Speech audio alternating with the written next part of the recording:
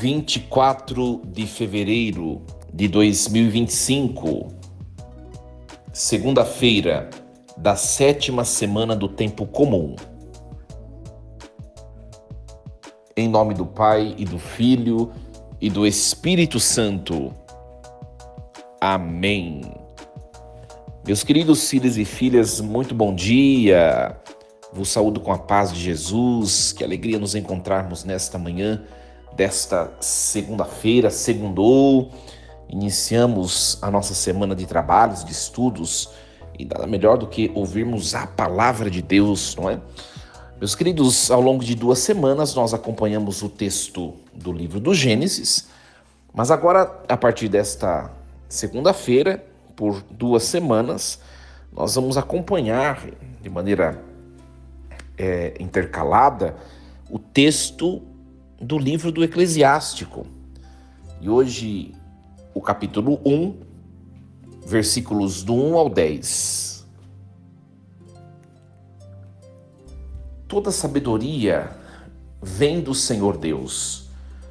Ela esteve e está sempre com Ele. Quem pode contar a areia do mar, as gotas de chuva, os dias do tempo? Quem poderá medir a altura do céu, a extensão da terra, a profundeza do abismo? Antes de todas as coisas foi criada a sabedoria. A inteligência prudente vem da eternidade. Fonte da sabedoria é a palavra de Deus no mais alto dos céus. E seus ensinos e seus caminhos são os mandamentos eternos. A quem foi revelada a raiz da sabedoria? Quem conheceu a capacidade do seu engenho? A ciência da sabedoria, a quem foi revelada? E quem compreendeu sua grande experiência? Só um é o Altíssimo, Criador onipotente, Rei poderoso e a quem muito se deve temer, assentado em seu trono e dominando tudo, Deus. Ele é quem a criou no Espírito Santo. Ele a viu, a enumerou e mediu. Ele a derramou sobre todas as suas obras, e em cada ser humano, segundo a sua bondade, Ele a concede àqueles que o temem. Palavra do Senhor. Graças a Deus. Meus queridos, como disse no início, nós vamos acompanhar por alguns dias o texto do Eclesiástico, nesta 7ª e na 8ª semana do Tempo Comum. E é muito importante, quando começamos um texto, nós entendermos algumas características principais e mais importantes do texto. O texto de Eclesiástico, ele foi composto em hebraico, na Palestina, mais ou menos cerca do ano de 180 a.C. Mais ou menos 50 anos depois, no ano de 132 a.C., esse texto foi traduzido para o grego, né? Pelos judeus da diáspora alexandrina, e nós, de descendência cristã, nós tivemos o contato com essa tradução grega, né? Depois nós, estudando um pouquinho as características dos textos, nós vamos perceber que os textos originais em hebraico, eles foram também sendo encontrados outras partes do livro do Eclesiástico. Acontece que, por estar sendo escrito, por ter sido traduzido para o grego, e nós acharmos o texto em grego, esse texto foi considerado para muitas religiões como um texto tardio, portanto um texto não inspirado. Por isso que esse texto, dentre outros, é um texto que não se encontra na Bíblia protestante e também nem no cânon hebraico, no cânon judaico, né? Por ser um texto mais tardio, tá? Olha só, nós estamos no ano 180 e 130 antes de Cristo, ou seja, pertinho de Jesus, né? Então, esses textos que foram encontrados em grego, os protestantes não creem serem inspirados, porque são mais tardios, né? É um texto muito bonito, o livro de Eclesiástico, ele vai nos levar a uma grande reflexão sobre a questão da sabedoria, né? Ele propõe inculcar, né, nos judeus os chamados valores tradicionais de Israel, né? Ser sábio para Jesus ben Sirá, que é o autor desse texto, é de fato nós nos apegarmos àquilo que vem de Deus, à tradição antiga. Então, por isso que em muitos pontos do texto nós vamos ver uma crítica, né? Uma exortação para que não se perca aquilo que é valoroso, aquilo que vem da tradição, aquilo que nós recebemos de nossos pais. Claro, né? O autor Ben Sirá, ele vai escrever nessa era helenista, uma era em que as verdades, as tradições judaicas estão se perdendo.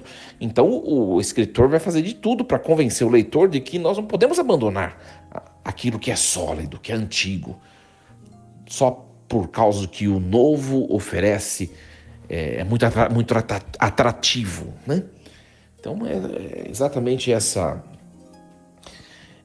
são essas características que constam no livro do Eclesiástico. E hoje nós começamos a refletir bem o comecinho do texto, né? Que é uma abordagem sobre a sabedoria. Aqui o texto é claro, né? Ben Sirá, o escritor, diz: a sabedoria vem do Senhor Deus. Ela esteve e está sempre com ele. Olha só. Depois ele vai dizer que a sabedoria ela pode contar a areia do mar, as gotas de chuva, os dias de tempo, pode medir a altura do céu, né? E pode fazer tantas coisas. Por isso que, numa tradição bíblico-exegética, alguns escritores, alguns teólogos, alguns exegetas creem que essa sabedoria de que fala o texto de Eclesiástico é a pessoa divina do Espírito Santo, né? Outros vão dizer a sabedoria é a própria palavra encarnada, é o próprio Filho de Deus, a segunda pessoa. Enfim, seja o Espírito Santo ou seja o próprio Jesus, essa sabedoria, ela veio de Deus e ela é dom de Deus, né? Foi criada antes de todas as coisas, ou seja, tem parte em Deus, tem parte com Deus. Uma outra dúvida, uma outra especulação é que, será que essa sabedoria de que fala o texto, ela é o próprio Deus ou ela é uma propriedade, uma característica desse Deus, né? Enfim, são coisas irrelevantes para se pensar. Mas, uma coisa importante, né? Quando ela vai falar assim, deixa eu achar aqui, a ciência da sabedoria, a quem foi revelada? Quem compreendeu sua grande experiência? Né? Enfim, meus queridos, o grande convite desse texto, como eu acabei de dizer, o dom da sabedoria é a capacidade, né, de você perceber aquilo que lhe é proveitoso ou não, e de, mesmo que as aparências externas nos convençam do contrário, escolher aquilo que é valoroso, aquilo que é eterno, aquilo que vale a pena, né? Vou dar um exemplo concreto. Hoje em dia nós vivemos num mundo totalmente com valores líquidos, né? As pessoas vivem uma superficialidade hoje em dia. E nós, que somos de tradição cristã, nós recebemos os valores cristãos, né?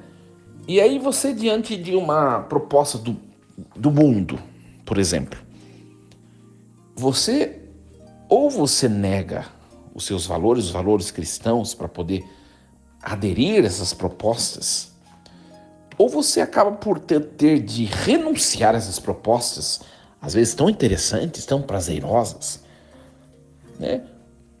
Para poder prezar por aquilo que você tem como de maior valor, são os valores cristãos que você traz, né?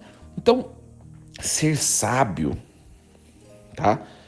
No fundo, o resumo dessa introdução e desse texto é o seguinte: ser sábio, no fundo, diz respeito a escolher melhor. Qual a melhor escolha que eu faço na minha vida? E olha, minha gente, a melhor escolha nem sempre é a mais prazerosa, nem sempre é a exteriormente mais atrativa, como eu acabei de dizer, né? Eu vou falar um exemplo que vai nos levar à compreensão do que é a sabedoria de Deus, né?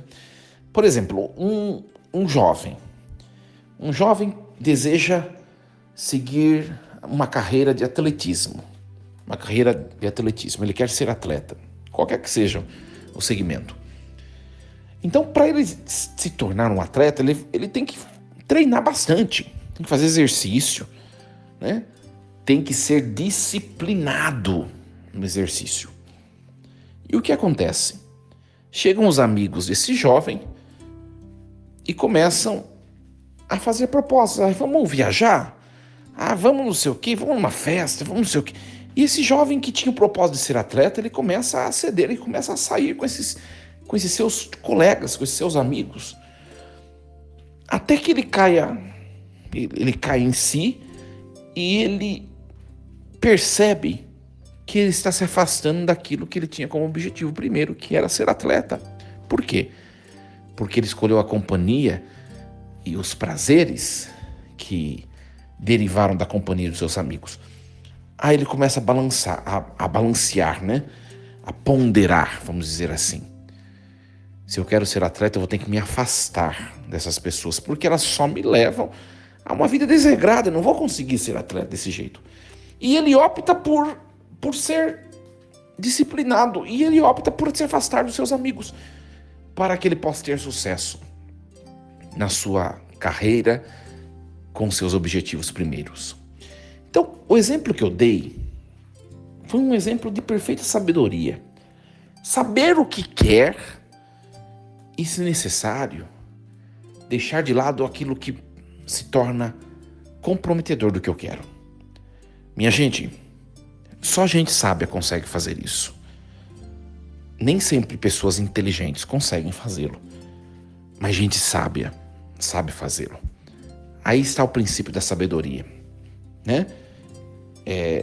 Como eu já expliquei, os helenistas, eles eram apegados aos prazeres nessa época em que o texto de Eclesiástico foi escrito, né? Os helenistas eram apegados aos prazeres, aos cultos falsos, né? Ao delírio, às experiências, né, de experiências místicas de delírio e tantas outras coisas. E a tradição judaica prezava por um serviço a Deus de maneira mais tradicional, né, baseado na lei antiga. E agora? Eu sigo os novos costumes, as novidades que estão surgindo? Ou eu fico preso na lei religiosa passada? Isso também é uma questão de sabedoria. Ponderar, ver o que é melhor, para que no dia de amanhã eu não me arrependa. Portanto, meus queridos, ao iniciarmos essa semana de trabalhos, essa semana de estudos, e iniciando a reflexão desse texto tão bonito do Eclesiástico, né? Peçamos a Deus que nos dê o dom do discernimento para que, com as metas que nós trazemos para nós, que nós consigamos executá-las. Peçamos, Senhor, nos dê o dom da sabedoria, do discernimento, né? O dom de corrermos atrás daquilo que vale mais a pena e não daquilo que é mais fácil. Que Deus nos ajude a compreender essa palavra de hoje. Meus queridos, desejo a vocês uma segunda-feira cheia de Deus, com muitas alegrias. Força e coragem, em nome do Pai, do Filho e do Espírito Santo. Amém. E lembremos-nos sempre, Deus está no comando de tudo.